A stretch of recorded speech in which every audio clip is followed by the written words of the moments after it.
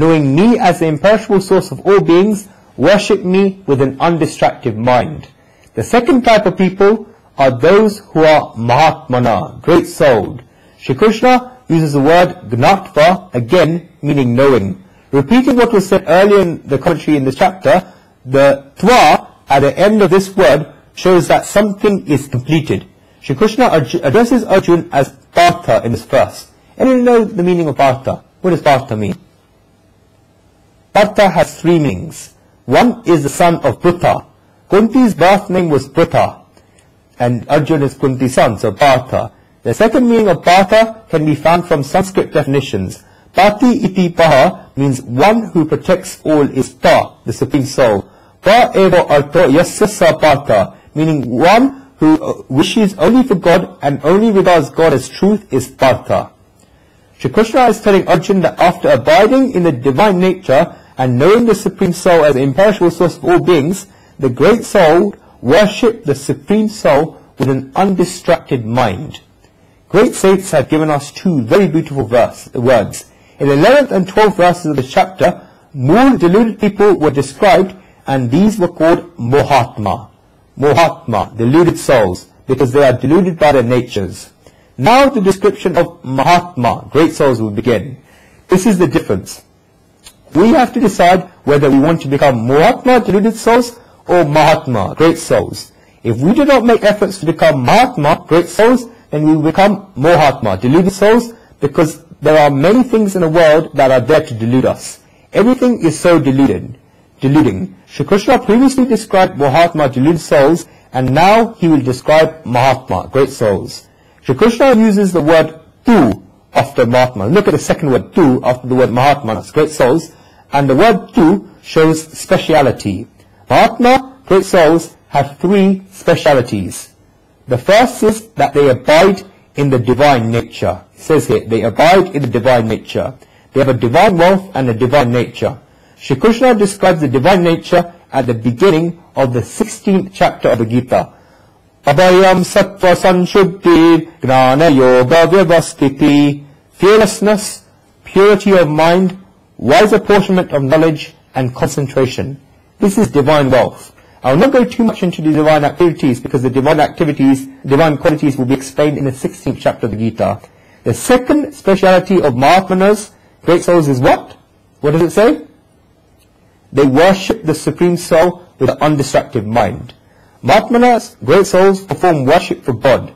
This second speciality means that such people do not regard themselves as any different from the Supreme Soul. They do not think that they are different from God. They regard themselves as the same as God, and this is worshipping the Supreme Soul with an undistracted mind. The reason for this is explained by Shri Krishna in this 9th chapter. Maya tatam idam sarvam. By me, all this universe is pervaded. The devotees who have become Mahatma, great souls, have Shraddha, faith in the all-pervading and omnipresent nature of the Supreme Soul.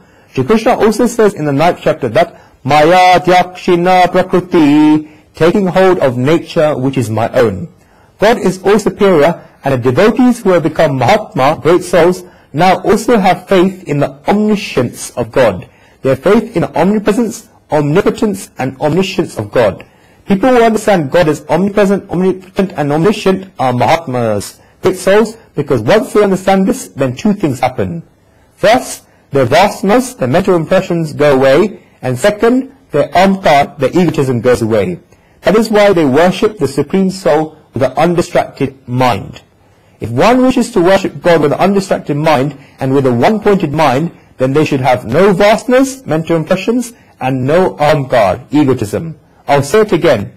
If one sees the Supreme Soul as omnipresent, then can one have any vasanas, mental impressions in one perspective towards the world? No. This is because if God is there, then what vasanas, mental impressions can one have? While one does not see God in the world, then one has vasanas, and once one sees God, then vasanas go away. Then one begins to see Vasudev, the Supreme Soul, in the world. When one sees God, then the perspective of seeing vasanas goes away. One realizes that this world is not there for the material enjoyment, because the world belongs to one's God. Therefore the perspective of seeing vasanas goes away. When one sees the omniscience of God, then the attitude of one thinking that he is a doer is incorrect. Therefore, the ahamkar, egotism, goes away. Vasanas go away, and mental impressions go away, and ahamkar, egotism, goes away. If everything happens under the command of the Supreme Soul, then when we say that we are the doers, then it will not work. If this power of action goes away, then what will we do? And this power goes away. Only that which God wishes happens. After reaching this state, vasanas, mental impressions are destroyed, and ahamkar, egotism, gets destroyed, and one worships the Supreme Soul with an undistracted mind. Nothing comes to one's mind apart from God.